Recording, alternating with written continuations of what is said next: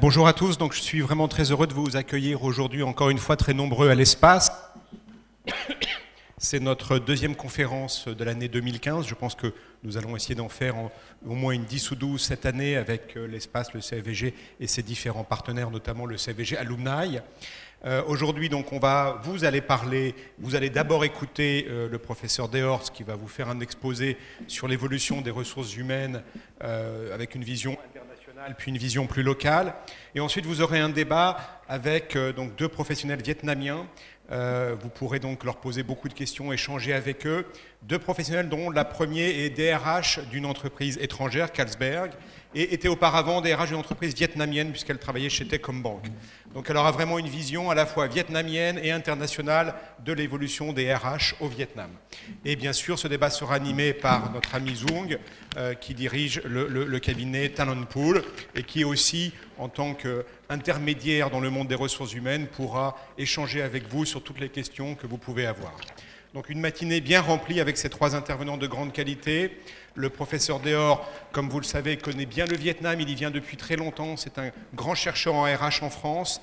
Et en plus, il organise depuis plusieurs années une grande compétition en France sur le capital humain qui s'appelle les Trophées du capital humain, où en fait, avec d'autres professionnels des RH, ils vont chaque année sélectionner parmi les grandes entreprises françaises celle qui aura le plus considérer, mise en avant, améliorer la gestion du capital humain dans ces grandes entreprises françaises. D'ailleurs, nous réfléchissons avec Charles-Henri pour, d'ici peut-être 1 an, 2 ans ou 3 ans, essayer de lancer le même type de trophée sur le Vietnam au sujet des entreprises, des grandes entreprises vietnamiennes. Voilà, donc je vous laisse la salle tout de suite. Je vais passer la parole à Charles-Henri. Je remercie bien sûr l'espace qui nous accueille depuis toujours. Talent Pool, qui est souvent notre partenaire dans ces opérations en ce qui concerne les ressources humaines et la formation. Et je vous souhaite une bonne matinée à tous. Merci. Merci. Bonjour à tous. C'est la deuxième fois, Jean-Louis, que je fais une conférence dans cet espace. J'étais venu il y a 2 ou 3 ans faire une conférence sur l'international. Alors, comme vous venez de l'entendre, on vient de parler de la génération Y. Vous êtes dans un certain nombre dans la salle de cette génération. Alors moi, j'appartiens à la plus vieille des générations encore au travail, qu'on appelle les baby boomers. Donc je fais partie de cette génération de l'après-guerre. Donc moi, je vais vous parler avec une expérience de plus de 30 ans. C'est 30 ans d'enseignement et de recherche, comme tu l'as dit, dans le domaine des ressources humaines. Alors il faut savoir, je vous dis juste un mot sur cette école, sur HEC Paris. HEC Paris est en France la première école de business, et même dans le monde francophone, on a, j'allais dire, on est toujours vu comme quasiment la première business school francophone. Nous avons une caractéristique, c'est que depuis une bonne quinzaine d'années, on est devenu totalement international, ce qui explique que les slides sont en anglais. Donc les slides sont en anglais, je vais parler en français et vous entendez le vietnamien. Donc tout ça, c'est tout à fait multiculturel. Alors HEC est situé évidemment près de Paris. Nous avons des superbes locaux à une vingtaine de kilomètres au sud de Paris et on a énormément de programmes et simplement, je vous le disais hier, le Financial Times a classé HEC Paris numéro 1 mondial pour l'executive education, c'est-à-dire la formation des managers. Donc vous voyez ce que je veux dire, c'est une école française qui est passée devant les écoles américaines et on est très fiers. Pour une fois. Donc voilà une belle école. Alors je vais vous parler de human resources, de ressources humaines, parce que c'est un sujet, moi, qui me passionne depuis 30 ans. C'est vrai qu'en France, je suis là, on va dire, un des professeurs les plus connus dans le champ des ressources humaines. J'ai sorti au mois de mars dernier, là, il y a quelques mois, ce petit livre qui est en français, malheureusement. On va avoir une version, j'espère, anglaise dans pas longtemps, et qui parle justement des ressources humaines dans les grandes entreprises françaises. Et pourquoi est-ce que la fonction de ressources humaines est en train de changer profondément? Alors c'est ce que je vais un peu aborder dans cette conférence, rapidement. Alors, très rapidement, je vais parler d'évolution, je vais parler de ce que j'appelle de certaines pratiques HR qui sont critiques, et puis des domaines des transformations RH. Donc il y en a 6, j'en ai récupéré 6, mais on pourrait imaginer. Puis je terminerai par le futur. Alors ça, c'est une courbe très intéressante, parce que qu'est-ce que dit cette courbe? C'est une étude américaine d'il y a 2 ans, hein, publiée en fait en 92, oui c'est ça, alors bientôt 3 ans maintenant, puisque nous sommes passés en 2015. Il y a eu une étude qui vient d'être publiée, que je n'ai pas eu le temps de mettre, mais qui dit exactement la même chose. Ce qui est très intéressant, c'est de voir que les entreprises qui investissent dans le capital humain, c'est-à-dire les entreprises sur la courbe jaune, celles-là sont beaucoup plus performantes sur le long terme. Ce qui est très intéressant, c'est pourquoi on a un tel écart. Et ma conviction, c'est que ce sont des entreprises qui mobilisent beaucoup plus leur capital humain, leurs intelligences, et qu'on a un écart progressif qui s'accroît. Les derniers résultats, ceux que j'ai pu voir il y a à peu près une semaine de l'étude qui est sortie fin 2014, montrent exactement la même chose. Donc la question qui est posée, c'est pourquoi il y a une telle différence, et ma réponse, c'est l'investissement dans le capital humain. C'est la qualité des ressources humaines des entreprises en question. Vous voyez ce que je veux dire? Donc ça vaut le coup. Quand je parle de ressources humaines, je suis en France sans doute celui qui a été depuis très longtemps le plus en pointe sur cette question-là, c'est-à-dire j'ai toujours parlé des ressources humaines comme un facteur compétitif, c'est-à-dire c'est pas un problème humain seulement limité à la question humaine, c'est la question du business qui est posée. Alors, il y a toute une histoire dans les ressources humaines. Je vais essayer de la faire très courte, mais c'est important de comprendre que ce champ des ressources humaines, ce qu'on appelle effectivement dans beaucoup d'entreprises la fonction RH, a évolué au cours du temps. Ce que vous voyez ici, c'est que c'est d'abord une fonction administrative, c'est-à-dire c'est une fonction qui est caractérisée par de l'administration de base. Et le mot qui est à côté, le mot discipline fait référence à un modèle d'organisation qu'on appelle le taylorisme. En France, il y a à peu près une quarantaine d'années ou une cinquantaine d'années, les directeurs de ressources humaines s'appelaient directeurs du personnel, c'était des militaires à la retraite qui changeaient de métier. Donc la question, c'est pourquoi on avait besoin de militaires? C'est parce qu'on avait besoin de discipline. Je vous rappelle que le modèle taylorien est basé sur un principe, un seul principe, qui est la distinction entre conception et exécution. C'est-à-dire qu'on doit amener les gens à exécuter les tâches prescrites. Donc c'est la raison pour laquelle nous avions besoin de militaires. Et après, vous avez une évolution vers des juristes, des gens qui sont venus du droit.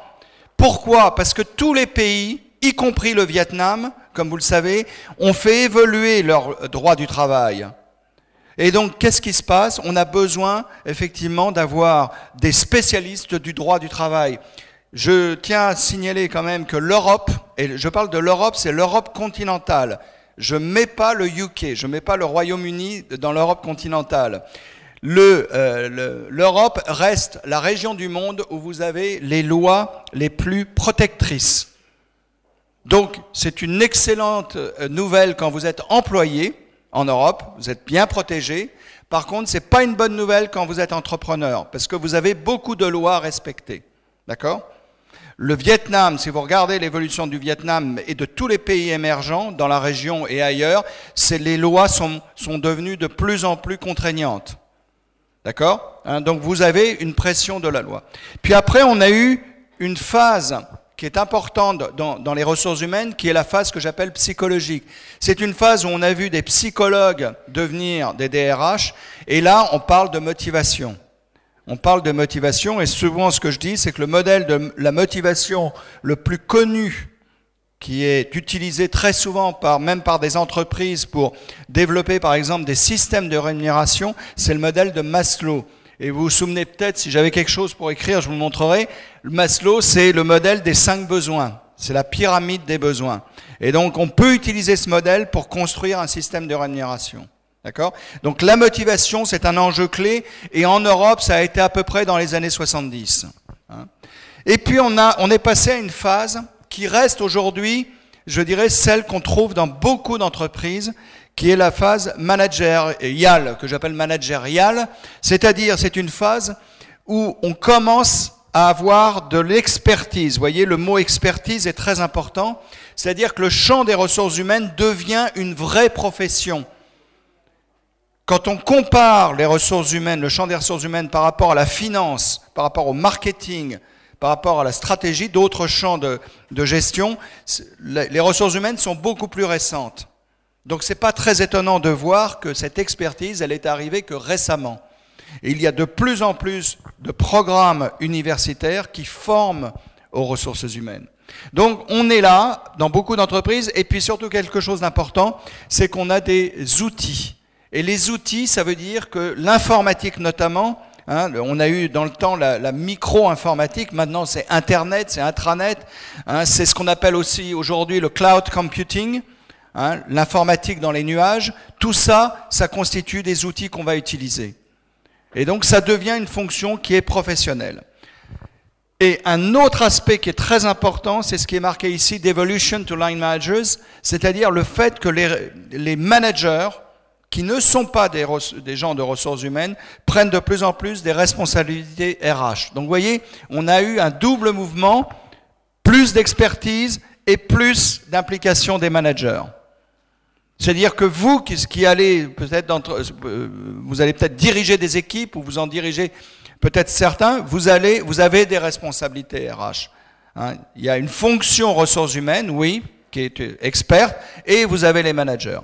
Alors après, il y a des mots au-dessus qui sont en rouge. Les mots en rouge, ce sont des mots qui n'existent pas fréquemment dans nos entreprises. Ça ne caractérise pas la situation de nos entreprises, y compris en France, y compris en Europe. Hein, et je suis prêt à parier qu'au Vietnam, on en trouve assez peu aussi. Hein.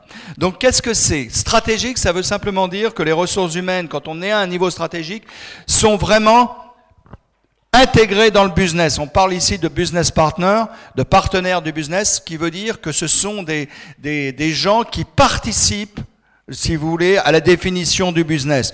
Très honnêtement, je ne vois pas souvent des gens de ressources humaines être dans cette situation. Le livre que j'ai écrit là au mois de mars avec un ancien DRH de BIC, d'ailleurs c'était le DRH Monde de BIC, vous savez, l'entreprise qui fabrique les stylos et les rasoirs là et les briquets, hein, eh bien on a constaté que même dans les grandes entreprises, il y avait quand même du travail, on pouvait améliorer. Ensuite, innovation. Je suis convaincu que s'il y a un champ qui peut innover, trouver des solutions très différentes, ce sont les ressources humaines. Quelqu'un qui est capable de comprendre le business et qui a en plus une compétence en ressources humaines peut apporter des idées nouvelles, de utiliser finalement les compétences qu'ont les gens pour développer de nouveaux business. Donc c'est la question de l'innovation qui est posée. Et je termine avec ces deux mots, marketing, marketer. Marketing veut simplement dire qu'aujourd'hui, nous sommes dans nos entreprises, que ça soit ici au Vietnam, mais en Europe, aux États-Unis, etc., confrontés, par exemple, à vendre de plus en plus l'entreprise. On va voir tout à l'heure, on appelle ça la marque employeur. La marque employeur, c'est je vends mon entreprise je dirais à l'extérieur. Je vais par exemple, visiter des universités et je parle de mon entreprise. C'est du marketing. Et puis, il y a un mot que vous avez ici, c'est le mot diversité. Alors j'explique pourquoi le mot diversité est important. Diversité, ça veut tout simplement dire que dans nos entreprises, nous allons avoir des gens de plus en plus différents. Différents par l'âge. Beaucoup d'entre vous sont de la Gen Y. Je suis baby boomer. L'écart entre les deux, c'est de la diversité des âges. Un problème posé au Vietnam, on en a discuté hier, c'est la diversité entre les hommes et les femmes. Combien de femmes sont réellement managers au Vietnam, top managers? Vous voyez la question qui est posée. La même chose en France. Donc la question de la diversité, du genre, d'autres formes de diversité, il y en a une qui m'intéresse énormément parce que ça fait plus de 10 ans que je fais des recherches dessus, c'est la diversité du handicap. Combien d'entreprises intègrent des handicapés? Quel type de handicap? Puisque tout le monde pense au handicap avec les chaises roulantes. Or, vous devez savoir que 80% du handicap n'est pas visible. 80% du handicap n'est pas visible. Je ne sais pas si vous voyez ce que ça veut dire. Ça veut dire que nous avons dans nos entreprises un enjeu effectivement d'intégration et de maintien d'ailleurs dans l'emploi des gens qui deviennent handicapés. Donc ça, c'est de la diversité. Donc pour moi, c'est du marketing parce que en marketing, on parle de segmentation. En marketing, le concept clé, c'est segmentation. En HR, en ressources humaines, le mot diversité, c'est avoir des gens divers. C'est la même chose. Et enfin, dernière chose, c'est incubateur. Vous allez voir l'exemple d'une entreprise indienne qui s'appelle HCL Technologies. Et ce qui est passionnant dans cette entreprise, le mot incubateur veut dire que les ressources humaines sont là pour permettre aux gens d'avoir des idées. C'est pour ça que le mot incubation est important. Hein, avoir des idées, faire émerger des idées. Pourquoi des idées? Parce que ce sont les gens qui ont les meilleures idées pour développer du business. Donc les ressources humaines doivent être là pour faciliter. Hein. Donc voilà une longue histoire. Hein, je vais passer pas mal de temps sur ce slide parce que il faut comprendre que ce champ est en train d'évoluer énormément. Hein, évidemment, les entreprises sont à des stades différents. Si vous pensez à Google, hein, un exemple très célèbre, Google est très loin là-haut. Ils sont très loin là-haut. Hein, quand vous pensez à l'entreprise moyenne standard, elle est au mieux à ce niveau-là, au niveau managérial. Alors, les RH, on est toujours confrontés à des tensions. C'est-à-dire, on fait des choix. Hein, il y a toujours, on fait des choix. Par exemple, on fait le choix entre la centralisation et la décentralisation. C'est important. Est-ce que je vais tout centraliser ou je vais décentraliser? Si j'ai plusieurs pays ou plusieurs usines dans le même pays, est-ce que je vais décentraliser les HR ou les centraliser? Le individuel et collectif, c'est très important parce qu'il y a une tendance que je n'ai pas évoquée tout à l'heure. Vous avez vu les mots individuel et collectif. On a évolué beaucoup plus vers l'individuel aujourd'hui. On se retrouve avec des entreprises qui gèrent individu par individu. Le risque, et je l'ai souvent dit dans des conférences, le risque de trop gérer l'individu, c'est finalement de faire des entreprises qui sont uniquement, vous voyez, tournées vers l'individu. Je pense que les entreprises doivent aussi faire du collectif. Et je disais hier aux jeunes du CFVG que j'ai participé dimanche à la manifestation pour Charlie, hein, Charlie Hebdo. D'accord? Tout le monde l'a vu. J'étais parmi les 2 millions de personnes dans la rue à Paris. C'est intéressant pour moi parce que ça, c'est qu'est-ce qu'on a fait en France dimanche?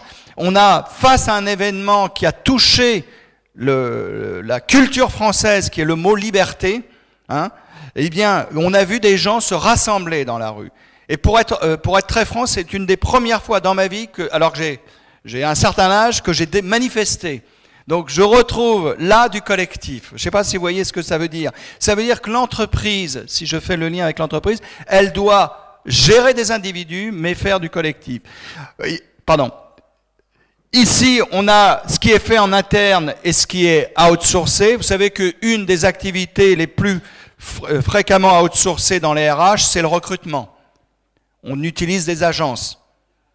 La formation aussi. Hein, le CFVG, d'une certaine façon, fait de l'outsourcing pour des entreprises. Dans les MBA. Vous voyez ce que je veux dire? Donc c'est un peu, je fais faire par d'autres, etc. Il y a quelque chose qui est un peu bizarre, c'est hard and soft. Alors hard, c'est les RH durs. Et les RH durs, c'est process. C'est tout ce qui est process. Le soft, c'est tout ce qui est coaching, l'humain. Donc, vous voyez, on a une opposition entre hard HR, ce qui est vraiment dur, ce qui est le process, et ce qui est soft HR, qui est beaucoup plus le côté qualitatif. Vous savez, n'oubliez pas que dans ressources humaines, il y a le mot humain. Et je pense qu'il ne faut pas l'oublier. Et j'ai peut-être oublié, oui, une chose, la combinaison entre les rôles de RH et des managers, ce que j'ai déjà dit. Jusqu'à quel point on donne le rôle au manager. Alors, ça, c'est la même étude que tout à l'heure. La première. Ce que je veux simplement montrer, c'est, voyez, la courbe jaune, c'est ce que disent les RH. Ce que disent les RH quand on les interroge, par exemple, je prends juste celui-là, Transforming HR into a Strategic Partner, hein, transformer les ressources humaines dans un partenaire stratégique, eh bien les HR disent oui, on est des partenaires stratégiques. La ligne bleue, les bleus, ici, ce sont les gens qui ne sont pas des RH. Marketing, finance, etc. Eh bien, vous voyez que eux, ils sont beaucoup plus réservés. Ça veut dire que les RH se voient toujours meilleurs qu'ils sont réellement, vus par les autres. Donc, vous voyez, on a un écart de perception. Je tiens à dire que si je faisais la même étude avec des gens du marketing, même des gens de finance ou des gens de IT, de système d'information, j'aurais sans doute les mêmes résultats. On se voit toujours mieux que ce que les clients, qui sont les lignes bleues, puisque la ligne bleue, c'est les clients des RH, ce sont les autres managers, vous voient. Donc, vous voyez, là, on a du travail. Et je termine avec cette étude. Cette étude vous montre ici, c'est un autre graphique qui montre qu'on a dans la zone rouge, c'est la zone rouge qui est la plus intéressante. La zone rouge, c'est ni plus ni moins ce qui est important dans le domaine des ressources humaines, mais ce qui n'est pas encore bien fait. Je ne sais pas si vous voyez, ce qui apporte vraiment de la valeur, mais ce qui malheureusement n'est pas optimal. On peut s'améliorer. Et vous voyez qu'il y a 3 thèmes qui s'imposent. Il y a le talent, manager les talents, et ça c'est un enjeu absolument clé parce que c'est une première source, je dirais, qui empêche les gens de dormir. Dans notre livre, quand on pose la question aux dirigeants, qu'est-ce qui vous empêche de dormir? Eh bien, une des premières réponses, c'est la question des talents. Et ça, c'est intéressant parce qu'évidemment, on se retrouve avec une vraie qu'est-ce que je fais avec mes talents? Le leadership, comment est-ce qu'on développe des leaders, Donc la question des leaders, et c'est vrai que on est dans un certain nombre d'entreprises, je dirais, sur une difficulté de trouver et de développer des vrais leaders. Et être leader, c'est pas seulement de s'adresser comme moi ce matin à 200 personnes. C'est être capable surtout d'avoir une vision, de pouvoir entraîner, comme on dit, les autres. Et le dernier, c'est un truc un peu plus technique, c'est un point un peu plus technique, on l'appelle workforce planning. C'est en fait de la planification de ressources humaines. Et ça, c'est un sujet très compliqué parce que la question de la planification, c'est d'essayer de voir comment mes ressources humaines vont évoluer dans les 3 à 5 ans. Et c'est un sujet complexe. J'étais lundi à une réunion, lundi dernier, il y a 10 jours, à une réunion HEC, et le DRH de la Chambre de commerce de Paris, qui est notre grand patron, a annoncé une expérience de planning.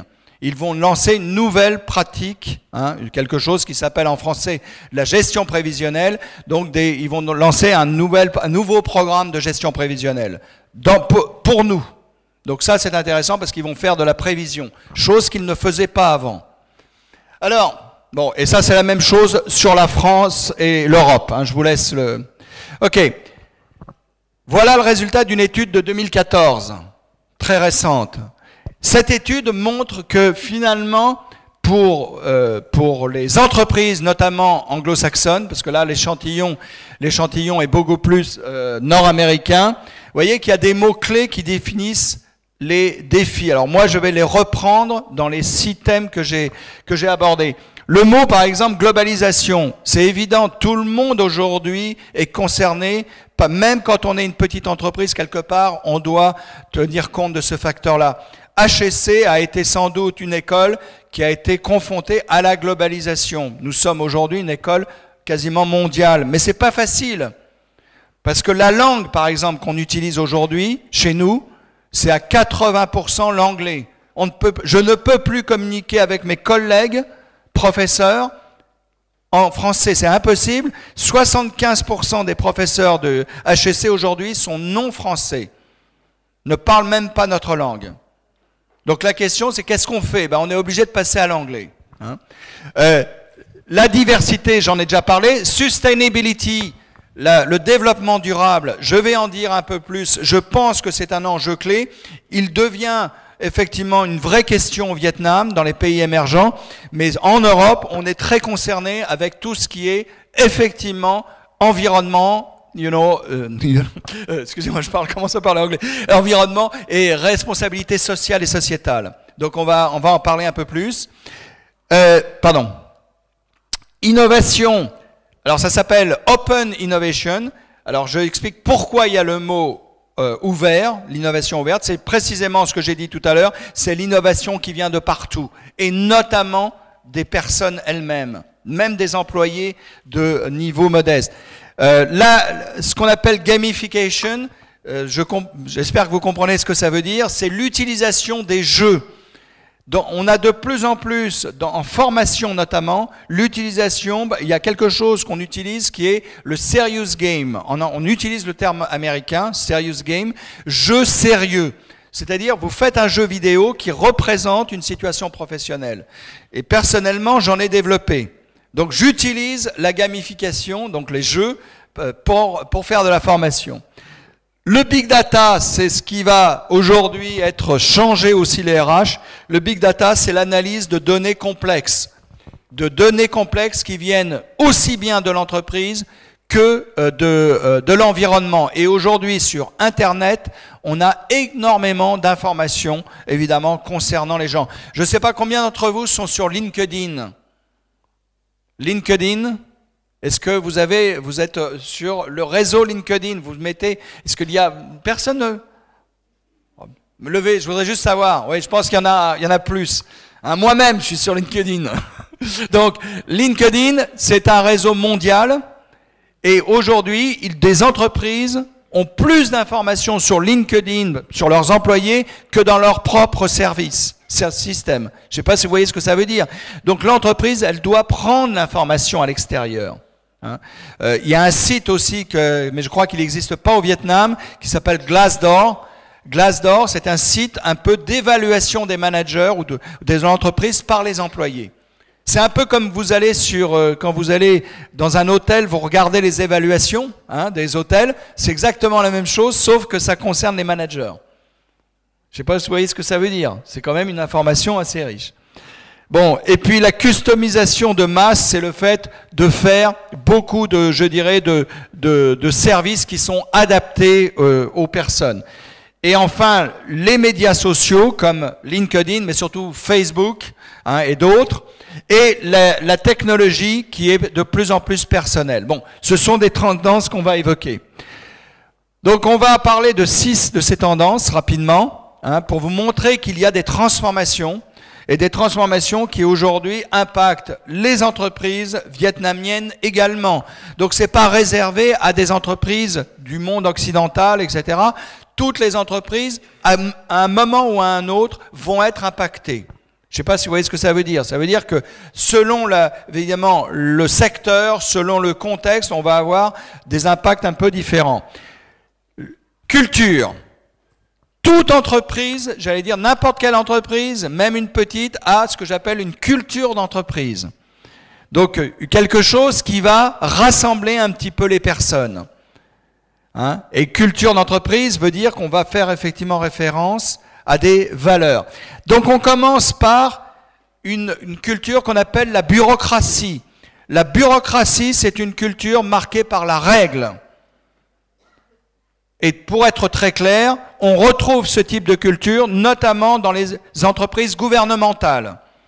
Les SOEs, comme on dit en anglais, les entreprises publiques. Donc on trouve énormément de ces cultures-là dans le secteur public. Donc encore une fois, modèle basé sur la règle. Je vais vous donner un exemple en RH de ces règles, c'est la promotion à l'ancienneté. Dans les cultures bureaucratiques, en général, on est promu par ancienneté. On reste, on est promu. Donc vous voyez ce que je veux dire? C'est un système effectivement très clair. Ensuite, il y a une culture qu'on appelle le clan. Je mets simplement que dans les années 80, pourquoi je mets dans les années 80? C'est qu'on a vu des entreprises évoluer vers un modèle qui est beaucoup plus un modèle de la famille. Un modèle clanique.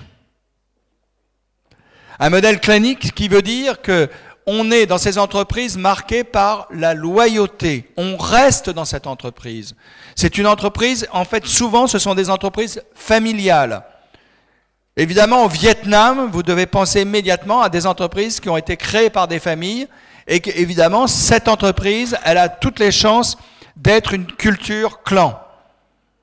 La bonne nouvelle dans une culture clan, c'est que les gens sont solidaires. Sont solidaires, sont loyaux. La mauvaise nouvelle, quelquefois, c'est que c'est une culture trop fermée. Hein, vous voyez que le mot ici, closed system, ça veut tout simplement dire que ce sont des cultures, effectivement, qui sont fermées vers l'intérieur. D'accord ? Ensuite, dans les années 90, vous le savez tous, vous vous en souvenez, il y a eu les marchés financiers. Les financiers qui sont arrivés. Eh bien, les financiers nous ont amené une culture qu'on appelle la culture marché, market. Hein, la culture marché, c'est une culture tournée vers la performance. Tout doit être excellent. Et c'est très précisément ce qu'on a souvent dans les cultures anglo-saxonnes. Les entreprises nord-américaines sont souvent de cette culture-là. D'accord ? Donc on veut avoir des gens qui sont performants. Et en matière de ressources humaines, c'est là où on a, dans nos entreprises, le plus grand nombre de bonus. Vous savez ce que c'est le bonus ? C'est une prime qu'on vous donne si vous êtes bon. Donc c'est ça qu'on appelle une culture marché. C'est une culture d'ailleurs qui est très souvent court-termiste. Et enfin, l'adocratie, c'est un mot bizarre. L'adocratie, c'est un mot qui a été inventé par un grand professeur de management qui s'appelle Mintzberg, qui est canadien. Et ce mot adocratie veut simplement dire flexibilité, innovation. C'est une culture très souple, très agile. On va voir le mot agilité. Hein. Donc en fait, l'adocratie, c'est une culture qui change tout le temps. Alors, pourquoi est-ce que je vous montre ce modèle ? C'est tout simplement qu'on a eu, vous voyez, une évolution comme ceci. On va de plus en plus vers l'innovation. Et donc, c'est une transformation qui est importante pour les ressources humaines, parce que les ressources humaines, dans ce côté-là, ne sont pas du tout les mêmes que ici à droite. Celles de gauche ne sont pas du tout les mêmes que celles de droite. Je ne sais pas si vous voyez ce que ça veut dire. Ça veut dire des changements importants, qui ne sont pas faciles. Et vous voyez, historiquement, on était beaucoup plus vers le bas, et aujourd'hui, l'enjeu de nos entreprises, c'est de remonter. C'est de remonter vers la flexibilité. Hein, vous voyez d'ailleurs que le mot flexibilité est ici, alors qu'ici, c'est rigidité. Donc c'est un mouvement qu'on voit dans beaucoup d'entreprises. Et encore une fois, c'est pas facile. On ne change pas facilement une culture. Et là, j'avais juste quelques descriptions. Je ne vais pas les lire. Hein. Je ne vais pas les lire. Vous pouvez, si vous comprenez l'anglais, vous verrez. Ce que je veux simplement dire, c'est que la culture, c'est une colle. C'est une glue, comme on dit. C'est une colle, et que cette colle, elle doit être évidemment bien managée, bien gérée. Hein. Et le tableau qui est en bas, c'est un exemple de décision RH. J'explique ce que c'est.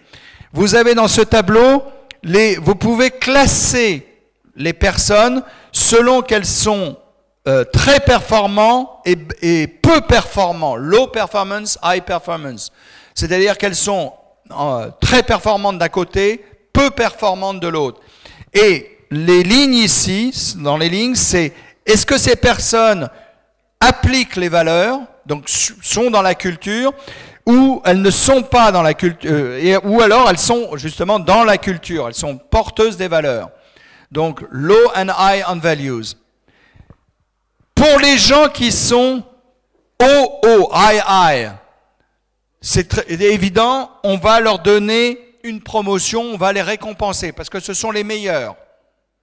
Ceux qui sont low, qui sont bas, on va les faire sortir ou on va leur donner une aide sous la forme de coaching. Mais les plus intéressants, c'est ceux-là. C'est-à-dire ceux qui sont performants, vous voyez, ceux qui sont performants, mais qui ne sont pas dans les valeurs, qui ne suivent pas les valeurs. Et la question qui est posée, qu'est-ce qu'on fait des gens très performants, mais qui ne sont pas dans la culture ?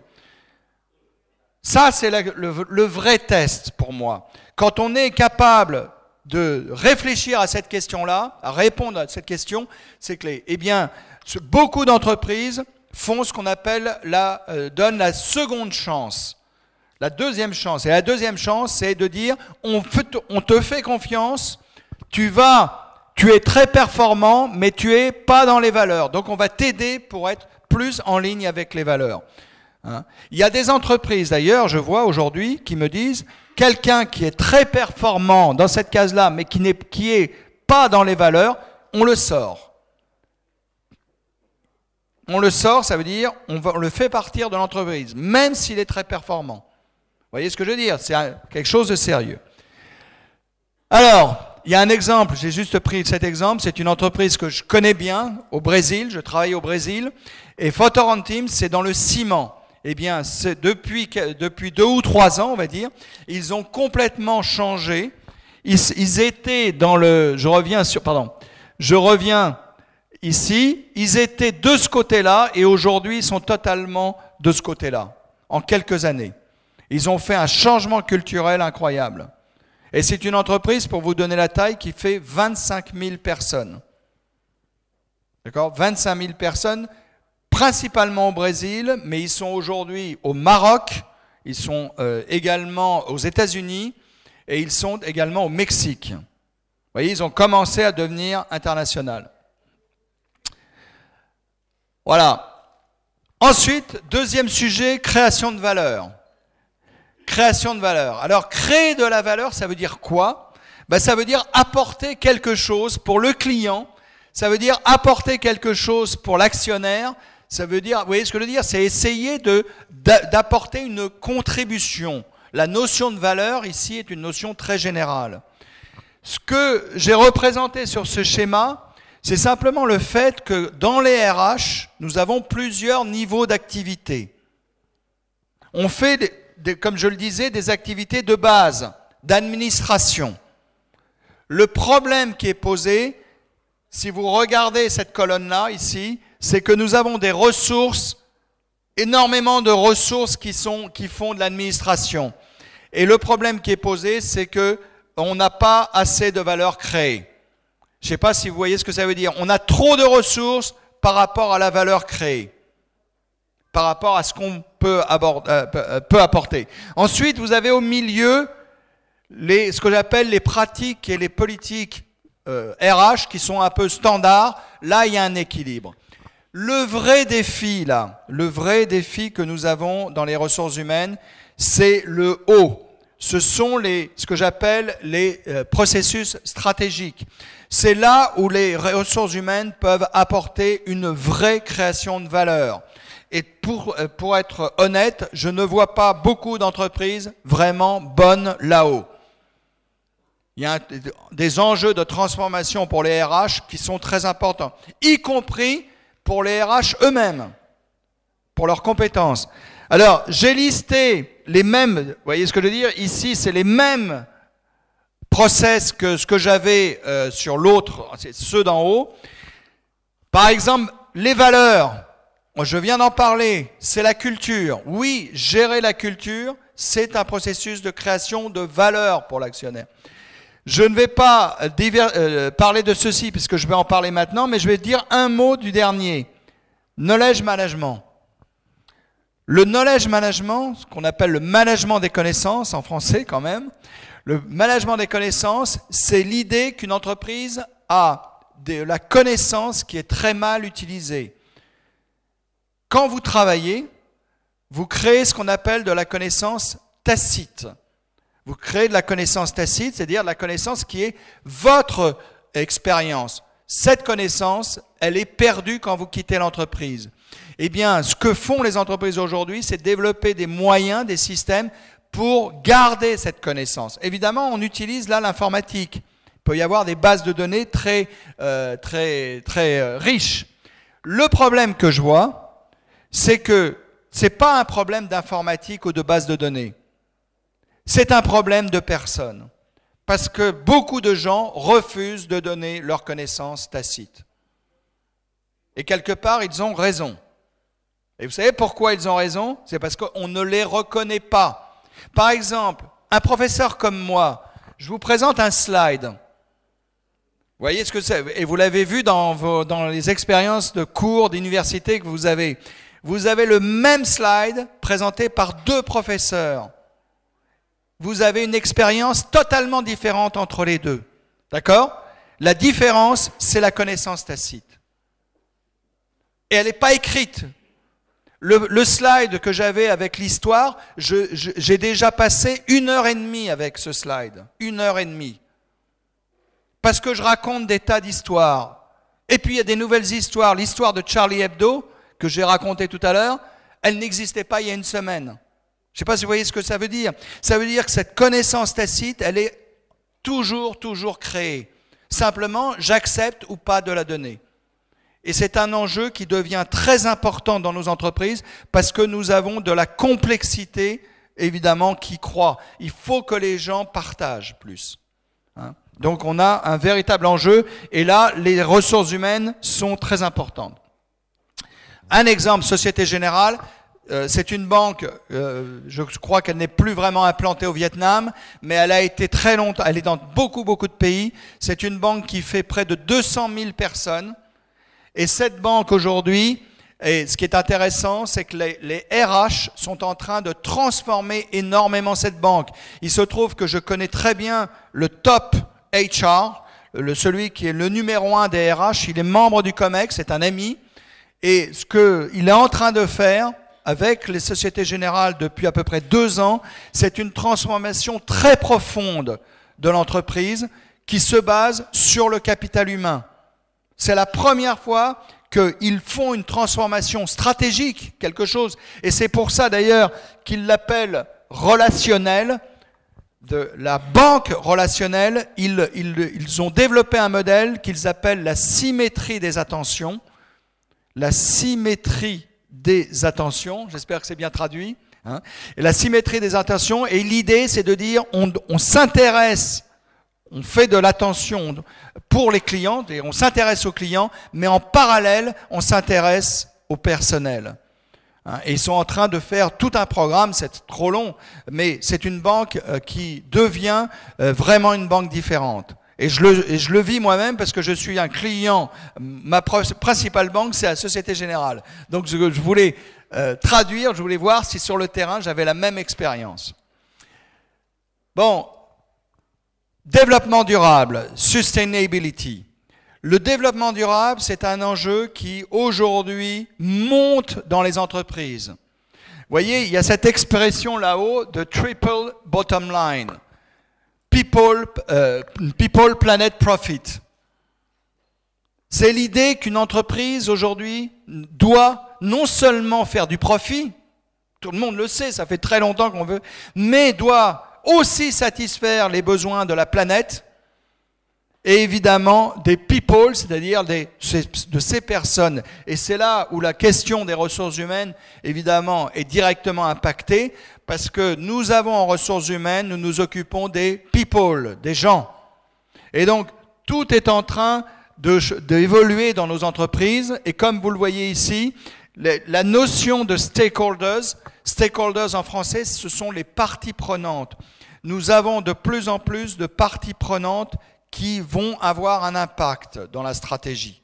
Et donc, ce que doivent faire les ressources humaines, c'est évidemment de prendre cette question du développement durable et de le mettre, par exemple, dans des activités RH. Vous voyez, par exemple, je reviens encore sur culture.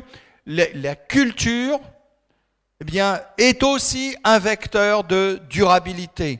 C'est-à-dire qu'on se retrouve avec des entreprises qui vont annoncer, par exemple, qu'elles vont faire des choses pour l'environnement. Elles vont avoir, par exemple, des usines plus propres.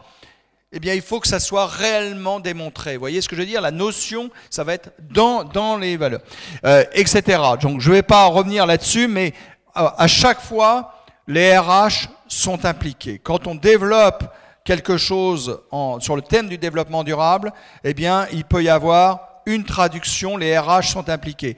Et je vais vous montrer une autre entreprise brésilienne, c'est Natura. Natura, c'est une entreprise que je connais bien aussi, puisque je suis en train de terminer un case study sur cette entreprise. Eh bien, Natura, c'est une entreprise dont la particularité, alors Natura, c'est dans le cosmétique. C'est le concurrent de L'Oréal, les crèmes, etc. Natura fait du business à partir du développement durable. ils ont une philosophie, ils ont un projet stratégique qui est autour du développement durable et évidemment, les RH sont directement impactés. Je vais vous donner juste un exemple de ce qu'ils font.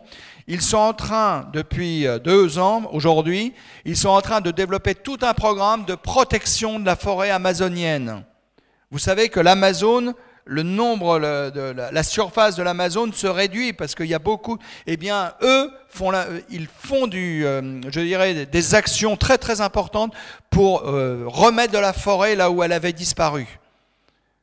Et donc, ils se retrouvent. C'est une entreprise dont la question du développement durable est centrale. Pour eux, tout est autour de cette équation people, profit et planète.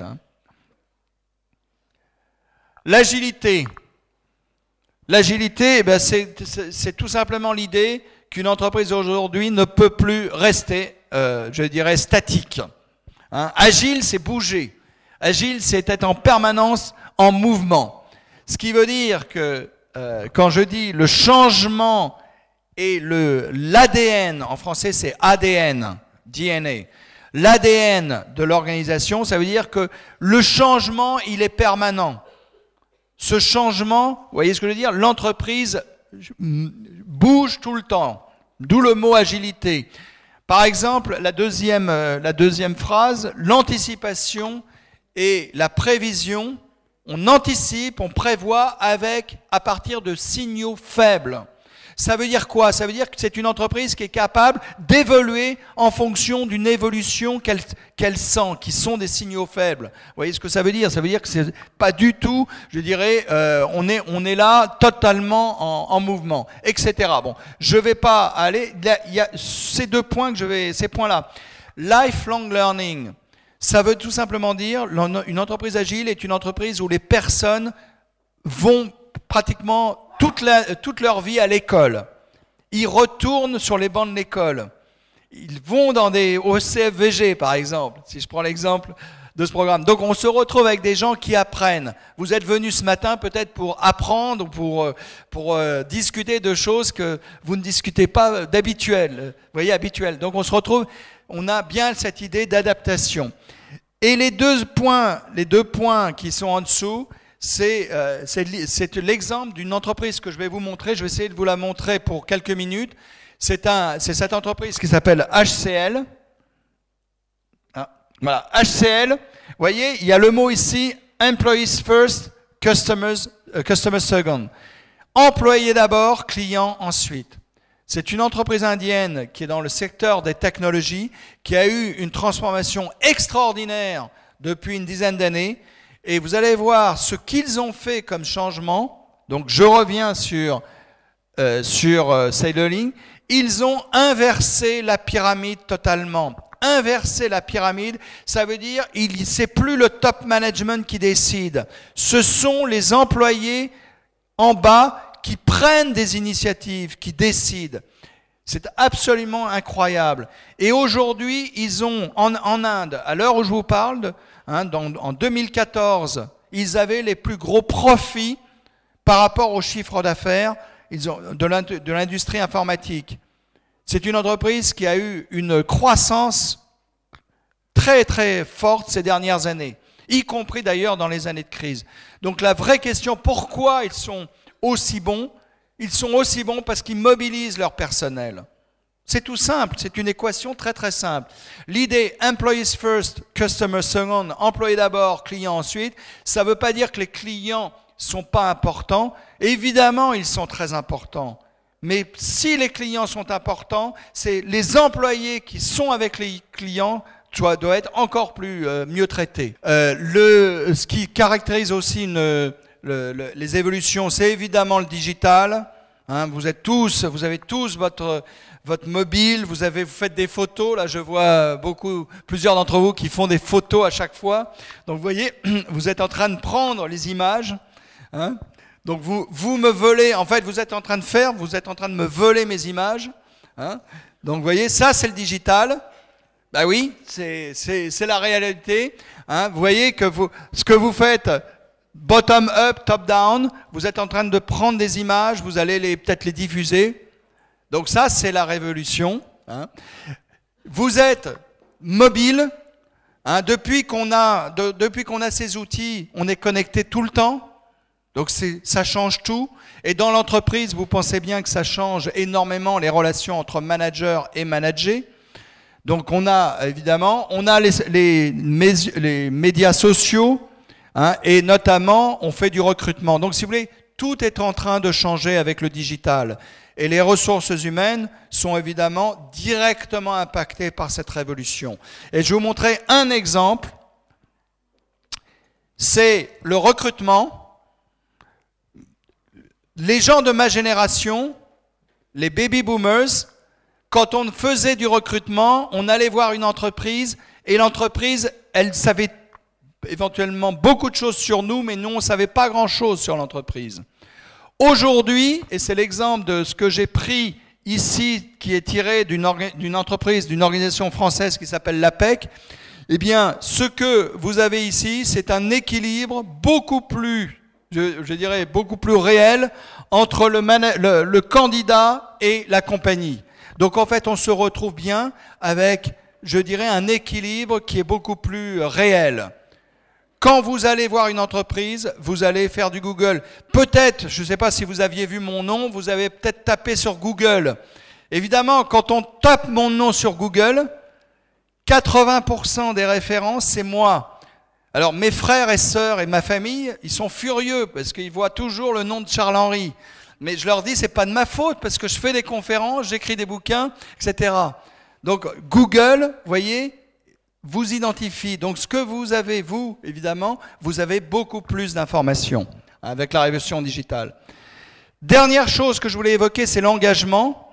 L'engagement est évidemment aujourd'hui un enjeu clé. Pourquoi? Qu'est-ce que ça veut dire, engagement? Vous voyez, c'est ce qui est écrit en anglais, c'est le degré auquel je suis prêt à faire des efforts, à devenir véritablement faire partie de l'entreprise. Et vous voyez, il y a un certain nombre il y a un cycle là, hein, il y a une sorte de cycle avec, par exemple, est-ce que j'arrive à me développer? Est-ce que le leadership et la culture de l'entreprise sont vraiment intéressantes? Est-ce qu'elles m'attirent?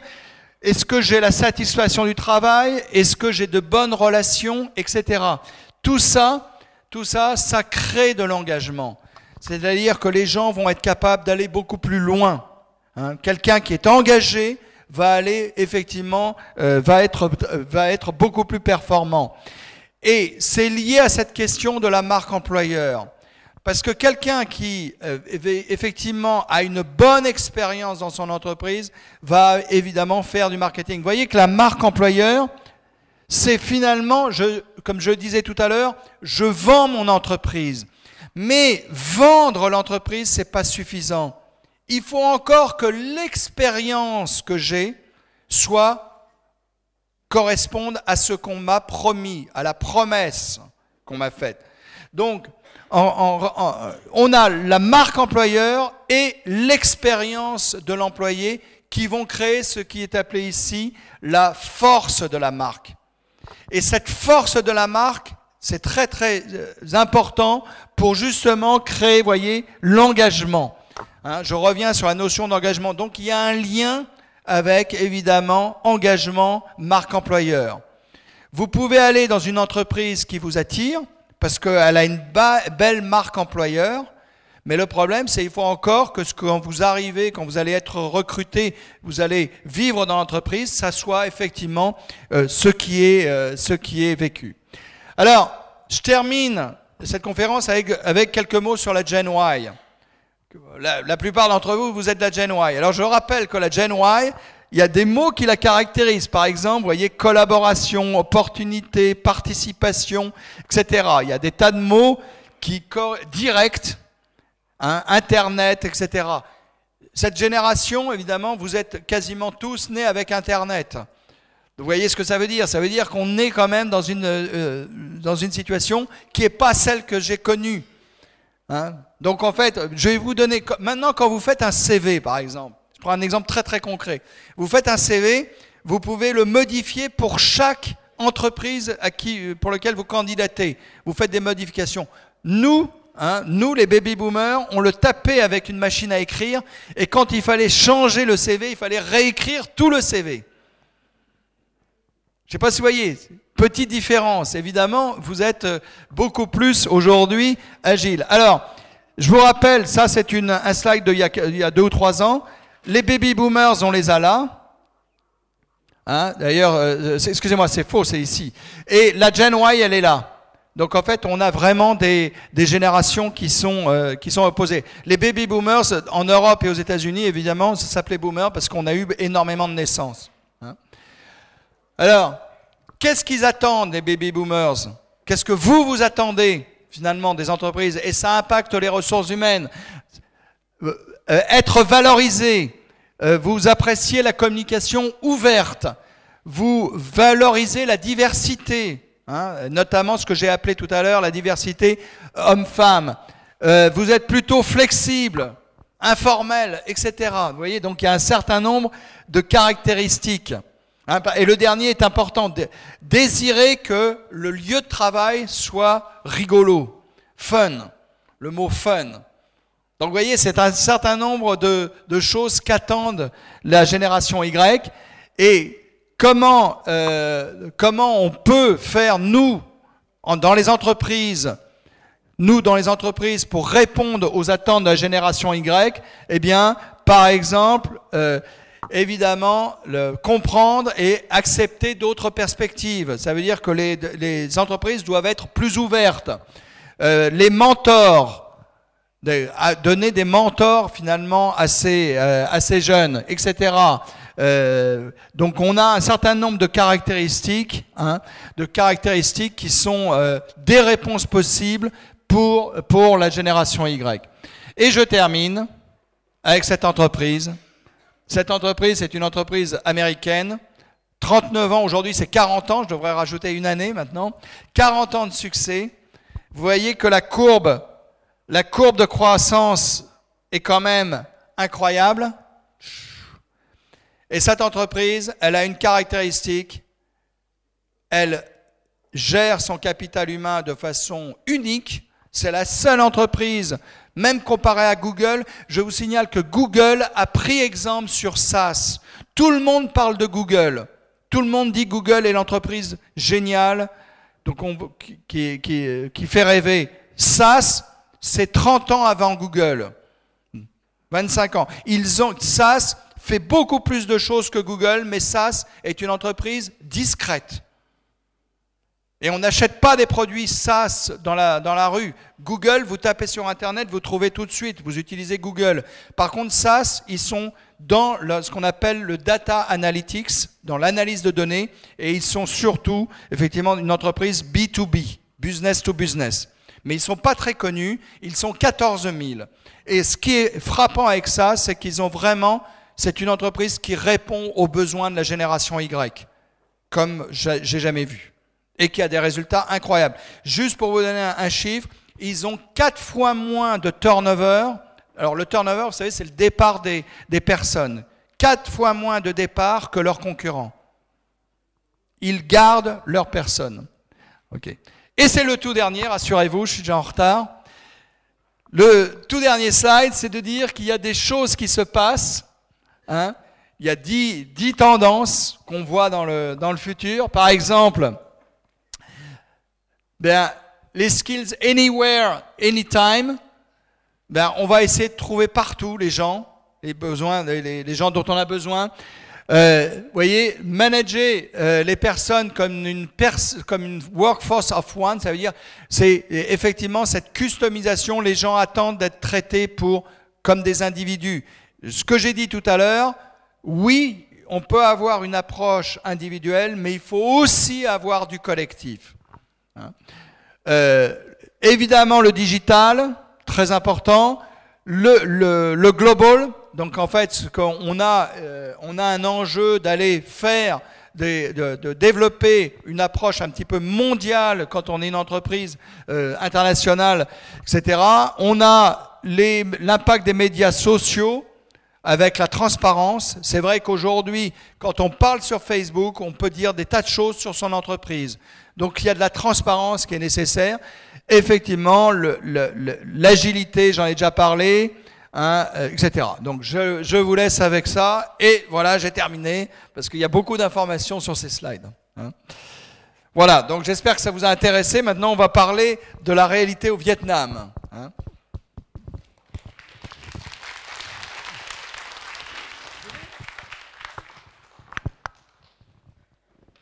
Comment vous avez jugé l'intervention du professeur des arts?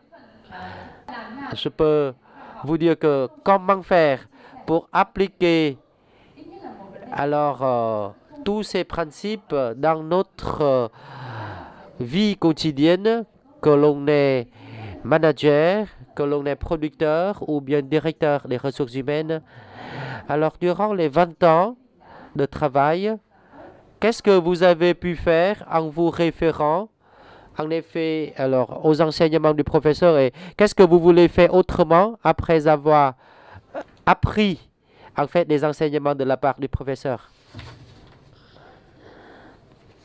Comme je vous l'ai dit, j'aimerais encore une fois vous souhaiter la bienvenue à vous tous ici présents.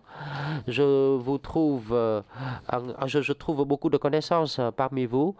J'espère pouvoir faire plus de connaissances à l'issue de cette rencontre. Pour répondre à la question de Madame Zhuang, je suis vraiment très intéressé par l'intervention du professeur.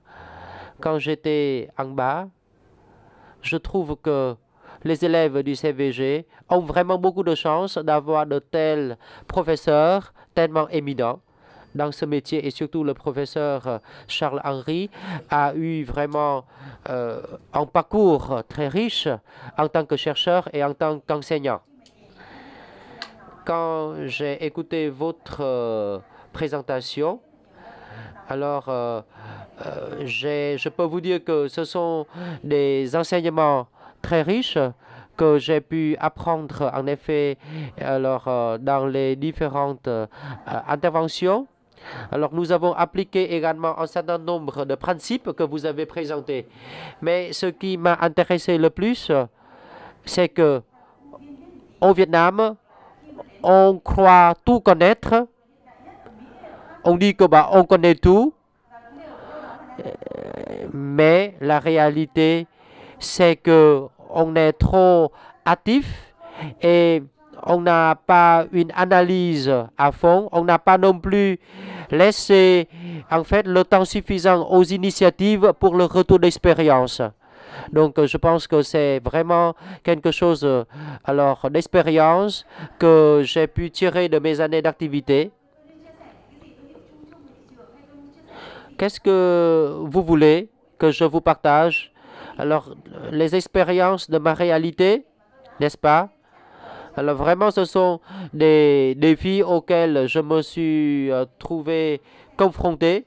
Donc, je peux énumérer également le nom de quelques sociétés. Alors, durant 15 ans, j'ai travaillé en fait pour une société de 150 ans. Donc, j'ai travaillé dans ce groupe de Cargill et dans ce groupe, le management des ressources humaines a reposé sur les outils que le professeur a présentés. Et dans ce groupe, nous avons parlé de la notion stratégique de la gestion des ressources humaines. Nous avons déjà parlé de l'innovation pour la création de valeur ajoutée au plan de business. Nous avons déjà parlé également alors comment faire pour la gestion des ressources humaines soit plus innovative au niveau des clients. Il faut traiter les clients autrement. Donc, il faut parler vraiment des valeurs ajoutées. Ce sont des valeurs ajoutées qu'on doit apporter non seulement à nos employés, mais surtout aux clients, qui sont en l'occurrence les éleveurs de cochons, ou bien ce sont des revendeurs de l'alimentation animale. Donc vraiment, la gestion des ressources humaines doit apporter des valeurs ajoutées aux clients. J'ai travaillé pour Techcombank. C'est une banque très importante et j'ai travaillé au sein de cette banque et j'ai contribué beaucoup à la gestion des ressources humaines et j'ai appliqué en effet tout ce que vous avez présenté, monsieur le professeur. Et vraiment, j'ai pu mesurer toutes les difficultés du parcours. Alors, de la gestion des ressources humaines, de l'administration avec les militaires qui s'est reposé sur la discipline. Alors, dans cette banque, on parlait beaucoup de discipline et après, on a gravé d'autres échelons et maintenant, on est maintenant en milieu de l'échelle. Alors, chez Techcombank, on parlait en effet beaucoup de discipline, beaucoup de protection, beaucoup de rigueur, de rigidité. Mais en même temps, on a parlé aussi de motivation, on a parlé des outils de gestion. Le défi qui s'est posé, c'est comment on fait pour marier tous ces paramètres. C'est très difficile. C'est très difficile. On peut dire que très peu d'entreprises vietnamiennes peuvent accéder à ce que vous avez présenté. Mais si on fait un parallèle avec ce qui a été fait en 1945, on peut dire qu'il y a beaucoup de progrès qui ont été faits. Et ce que j'ai constaté dans les activités des entreprises vietnamiennes, c'est que les entreprises vietnamiennes doivent confronter en même temps à beaucoup de défis. Dans la société Carlsberg, c'est une société de production de bière. C'est une société européenne qui s'implante au Vietnam. Carlsberg, c'est un modèle intéressant qui était une co-entreprise qui a reposé sur le modèle de bureaucratie. Carlsberg, c'était une co-entreprise avec une société d'État du Vietnam. Mais après, on a transformé ce modèle pour tendre vers un autre modèle. Et on a trouvé qu'il y a beaucoup d'interférences entre le modèle de bureaucratie, le modèle familial.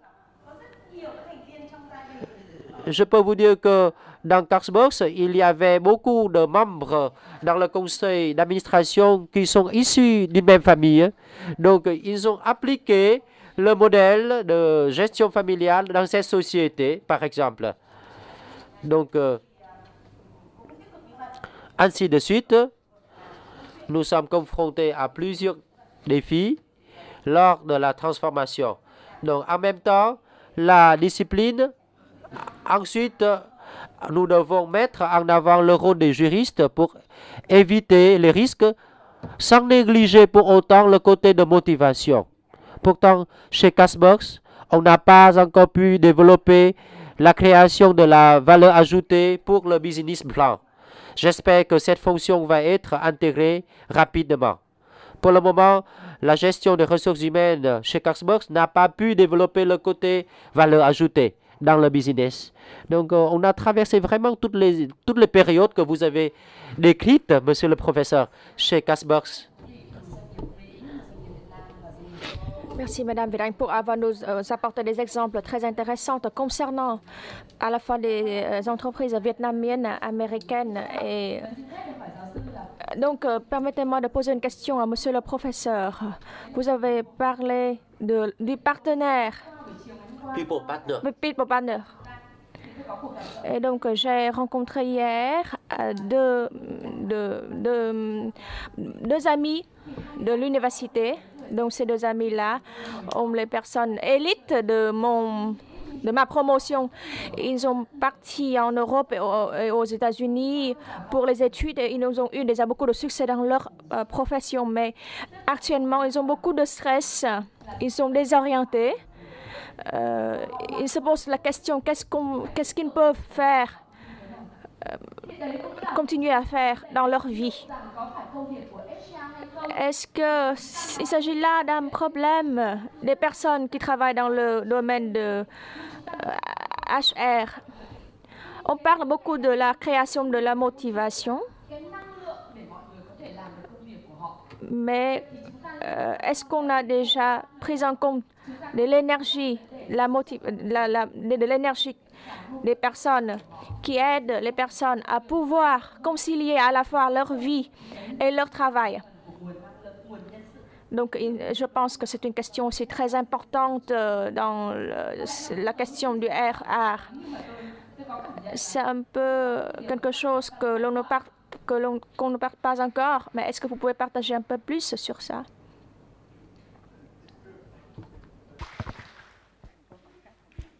Est-ce que, attendez, juste en une question, rappelez-moi la guerre. Donc, on parle du fait que... Alors, je veux parler comment faire pour permettre, en effet, à nos employés de surmonter les difficultés personnelles. Parce que là, vous voyez, pour motiver des employés, il faut les permettre alors à surpasser les états de déprime, de dépression, pour qu'ils se libèrent complètement et se consacrent complètement dans le travail. Est-ce que c'est un travail de gestionnaire de ressources humaines? Voilà. Bon, alors, je dirais, c'est à la fois une question des ressources humaines, mais c'est aussi et surtout une question des managers. Parce que finalement, quand je disais tout à l'heure, la marque employeur, c'est de vendre l'entreprise à l'extérieur. On parle de l'entreprise, ça c'est très bien. Tout le monde peut faire du marketing, d'accord? Tout le monde peut parler de son entreprise. Par contre, ce qui est beaucoup plus important, c'est le deuxième carré qu'il y avait, qui est l'expérience. Si l'expérience de l'employé, d'accord, au quotidien. Donc l'expérience de l'employé au quotidien, ce n'est pas les RH, ce ne sont pas les RH, c'est pas les ressources humaines qui font l'expérience, c'est bien le manager. Donc ma réponse, si j'ai une réponse à donner, si on veut améliorer l'ambiance dans une entreprise, la première chose à faire, c'est de travailler avec le management. Vous voyez ce que je veux dire? Faire que les managers, par exemple, soient plus à l'écoute. Hein, hier, je montrais là, au CFVG un peu la même chose, l'histoire de la fonction, et j'ai montré un modèle qui est le modèle de Ulrich. Dans ce modèle, il y a une activité qui est très importante, qui est justement l'activité vers les employés. L'activité, c'est-à-dire faire l'écoute notamment. Eh bien, les gens qui sont les personnes les plus concernées par l'écoute sont les managers. Alors, il y a un autre moyen également, j'allais dire, et ça, c'est peut-être plus quelque chose lié aux ressources humaines, c'est ce que fait la dernière entreprise que j'ai montrée. La dernière entreprise que j'ai montrée, c'est, vous vous souvenez, SAS, SAS. SAS est un modèle d'entreprise qui a développé pour les employés ce qu'on appelle...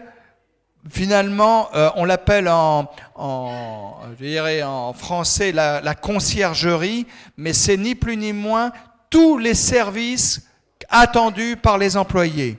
Tous les services attendus par les employés, et notamment si vous êtes parent, vous avez des petits enfants, eh bien ils ont créé dans l'entreprise, par exemple, des crèches. Vous savez ce que c'est? Des daycare centers. Donc les employés amènent leurs enfants. Ils ont également créé un service médical interne à l'entreprise. Pourquoi? Parce que vous le savez sans doute, aux États-Unis, la médecine est très chère. Pour réduire les coûts pour les employés, si vous avez un petit problème de santé, vous allez voir le médecin de l'entreprise. Au fait, le médecin, c'est confidentiel. Il n'a pas le droit de parler de la maladie que vous avez. Hein. D'accord? Donc ça c'est... mais vous voyez, donc cette entreprise, elle résout une partie des problèmes des employés en offrant des services. Je ne sais pas si vous voyez ce que ça veut dire. Et donc après Google, qu'est-ce qu'a fait Google? Tout le monde connaît l'exemple de Google. Google a fait la même chose avec le Google Campus. D'ailleurs, Google dit toujours la seule entreprise qu'ils ont visitée quand ils ont créé leur campus, c'est SAS, et le campus de SAS qui est en Caroline du Nord, et que j'ai visité. J'ai même écrit un nouveau cas sur cette entreprise. Hein, j'ai même parlé avec le président de SAS, le CEO. Eh bien, c'est très intéressant parce que la vision de ce monsieur, c'est de dire, ça fait 37 ans, 38 ans que je dirige cette entreprise. Eh bien, cette entreprise, je dirige cette entreprise à cause des gens et pas à cause du business. Mais la bonne nouvelle, c'est que le business dans cette entreprise, vous avez vu la courbe qui monte comme ça. Hein. Donc, c'est une réponse, mais je pense que les premières personnes sont les managers quand même.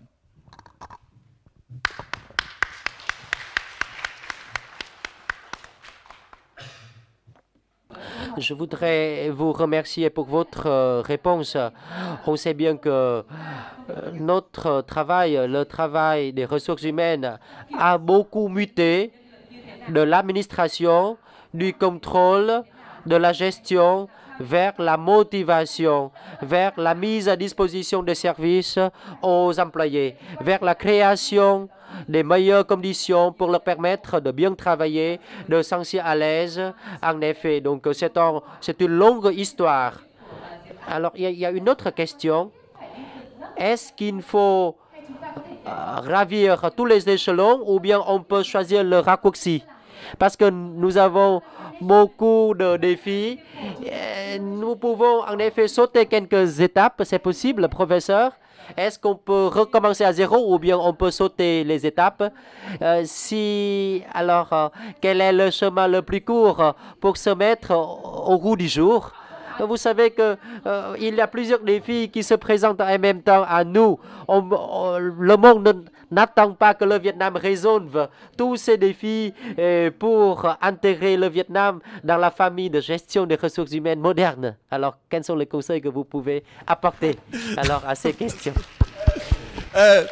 Par rapport à cette question, les étapes que j'ai montrées, je dirais que ce sont des étapes qu'ont suivi des entreprises qui sont anciennes. Il est évident qu'une entreprise plus jeune, et notamment aujourd'hui, il y a quand même à mon avis, deux facteurs qui font évoluer beaucoup plus rapidement l'entreprise. C'est la révolution digitale que j'ai évoquée. On peut faire les choses beaucoup plus vite. On fait les choses très différemment. Et également la génération Y et bientôt la génération Z. Ce qu'on appelle la génération Z, c'est celle qui est née après 2000. Hein, donc on va avoir les premiers de la génération Z qui vont arriver. Hein, vous êtes encore, vous allez dire dans certains, vous êtes la génération Y, un certain nombre d'entre vous, les derniers de la génération Y. Mais donc c'est à la fois le corps social qui change, qui a de nouvelles attentes, qui est mieux éduqué. Vous voyez ce que je veux dire? Qui a été, depuis le début, finalement, toute leur enfance, ils ont eu Internet d'une certaine façon.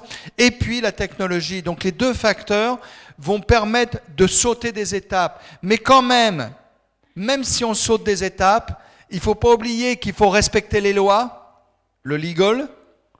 Il faut aussi, comme vous l'avez dit, garder la motivation. Vous voyez ce que je veux dire?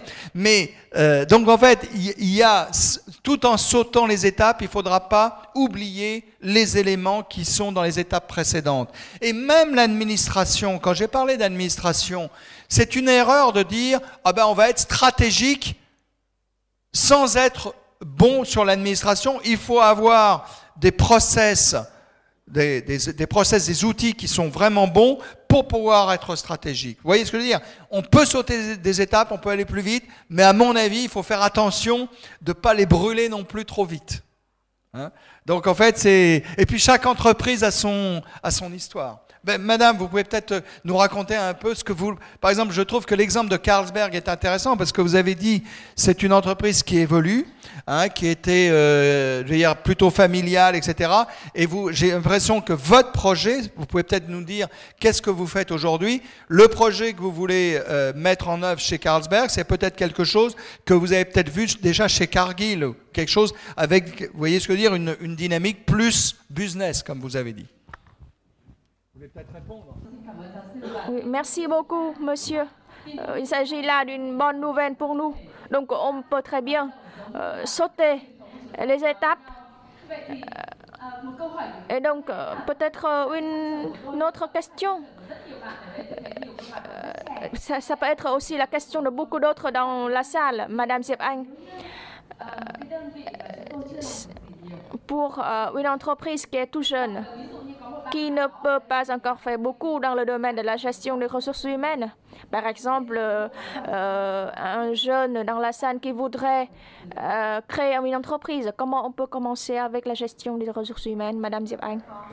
Il s'agit d'une question très difficile.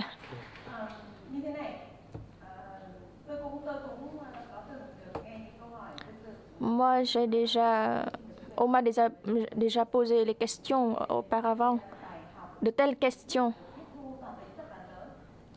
Parce que moi, j'ai déjà beaucoup d'expérience avec des grands groupes. Pour une entreprise toute jeune, est-ce qu'on peut appliquer, est-ce qu'on doit respecter toutes les étapes ou pas? Donc, les connaissances sont très importantes. Mais la réalité se différencie d'un cas à un autre. Pour une petite entreprise, il n'y a souvent pas de directeur qui est chargé de la ressource humaine. C'est souvent le directeur de l'entreprise ou bien le directeur général de l'entreprise qui assure également les ressources humaines de cette petite entreprise. C'est lui qui recrute, c'est lui qui s'occupe des employés, c'est lui qui est à l'écoute de ses employés. Et donc, lui, il comprend à la fois le business et à la fois le RH. Mais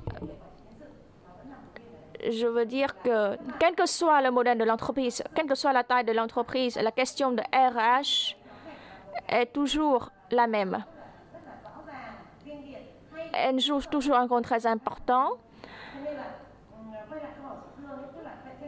Et donc, pour les petites entreprises, comment on peut commencer? Est-ce qu'on doit respecter toutes les étapes selon les expériences des grandes entreprises ou bien selon les étapes que monsieur le professeur a mentionnées? Bien sûr, il faut avoir des études, il faut avoir des connaissances, mais la plus grande difficulté, c'est que comment appliquer ces connaissances d'une manière flexible en fonction de la réalité de votre entreprise. Et donc, vous devez comprendre très bien votre entreprise avant de fixer des stratégies, des politiques pour la gestion des ressources humaines. Vous pouvez solliciter beaucoup d'experts, vous pouvez avoir beaucoup d'expérience partagée par des experts. Madame Zeung ou moi, je suis prête également à vous partager des expériences. Si jamais vous avez des besoins,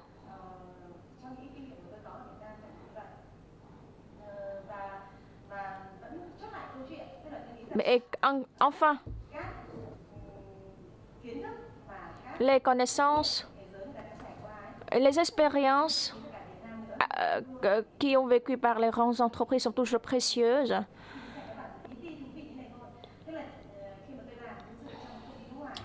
Alors moi-même, quand je me suis occupé de la gestion des ressources humaines au sein des groupes étrangers, j'ai partagé avec eux ce que j'avais pu faire. Par exemple, la création de crèches pour les enfants des employés. C'est une initiative qui avait été bien, en effet, appréciée, en effet, par les étrangers. Mais quand on fait le parallèle avec le passé, on peut dire que même à l'époque étatique, il y avait des crèches au sein des entreprises nationales. Donc, vous pouvez dire que ce qui était du passé n'était pas carrément ou bien catégoriquement mauvais.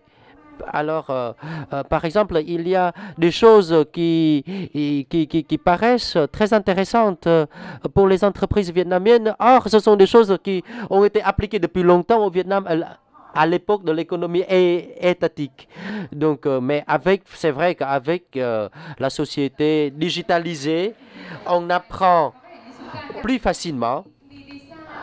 Alors, c'est vrai que C'est très intéressant, Madame Diep Anh. Je trouve qu'il y a un certain nombre d'entre vous qui sont enseignants, qui sont professeurs des universités. En effet, nous rencontrons ici dans l'assistance des formateurs. Il y a également plusieurs experts des ressources humaines. J'ai une question à vous. Alors, monsieur le professeur, avant les questions de l'assistance, alors, comment on va former les directeurs des ressources humaines pour leur permettre, en effet, d'être au jour du goût des modernités et pour leur permettre d'adapter les grandes leçons de gestion humaine à leur réalité? Comment faire pour former, en fait, les gestionnaires des ressources humaines? Alors, vous pouvez partager en effet vos expériences pour permettre d'aider en effet nos hommes d'affaires. Non, mais ça serait présomptueux ça serait présomptueux de dire comment faire, parce que si j'avais la solution, ça serait magique. Par contre, je pense que les programmes, effectivement, on peut avoir des programmes de formation aux ressources humaines qui soient un peu plus tournés vers le business, vous voyez ce que je veux dire, un peu plus tournés vers l'innovation. On peut, à mon avis, aussi avoir, maintenant, Internet le permet, vous pouvez, alors ça il faut pouvoir comprendre essentiellement l'anglais quand même. Vous avez des MOOC, des programmes en ligne qui sont accessibles, c'est gratuit en plus, donc c'est une bonne nouvelle. Vous avez des livres, lisez le mien par exemple. Non, je plaisante, mais il est en français malheureusement. Mais je pense qu'il y a tout le monde peut trouver de l'information. Maintenant, se former, je crois qu'il y a certainement à avoir sans doute dans les universités ici, des programmes qui parlent des ressources humaines, je dirais, d'aujourd'hui et aussi de demain. Et il y a une chose que je voudrais dire, le Vietnam, mais comme dans tous les pays, vous savez, moi, par exemple, je vais en Chine régulièrement, et je dis jamais, je vais vous apprendre comment gérer des ressources humaines chinoises. Je suis pas compétent, pas plus que je suis pas compétent pour dire comment gérer des Vietnamiens. Par contre, ce que je peux vous dire, ma seule petite valeur ajoutée, c'est de vous dire quelles sont des tendances. Et quand je commence en Chine, je me souviens très bien, il y a 10 ans, j'étais avec les entreprises, on a un programme à HEC qui est un Executive MBA qui est fait, il a un peu évolué, mais il était fait avec les dirigeants des grandes entreprises publiques chinoises. Vous pensez, quand vous commencez un séminaire, il durait 4 jours, un séminaire de 4 jours sur les ressources humaines avec des dirigeants d'entreprises chinoises publiques, c'est pas simple, parce qu'ils ne sont pas du tout dans le même contexte. Et la question, c'est qu'est-ce qu'on peut leur dire? Eh bien, j'ai été très modeste, j'ai dit voilà un peu sur quoi on va travailler, on va parler de rémunération, on va parler de carrière, on va parler de talent management, mais vous pouvez comprendre ce que sont. Maintenant, pour les appliquer dans son entreprise, il faut être prudent, on ne va pas copier. Moi, ce que je ne pense pas, c'est que il n'y a pas de solution universelle. Il y a des tendances. Ce que vous pouvez voir, c'est voir des tendances, notamment dans les entreprises internationales. Maintenant, je ne pense pas qu'il faille copier. Il faut simplement apprendre. Est-ce que c'est meilleur ce qu'elles font? Et puis à partir de là, effectivement, changer, devenir plus professionnel. Donc voilà, c'est comme ça qu'on apprend. Et puis peut-être de temps en temps faire venir Charles-Henri dans une conférence.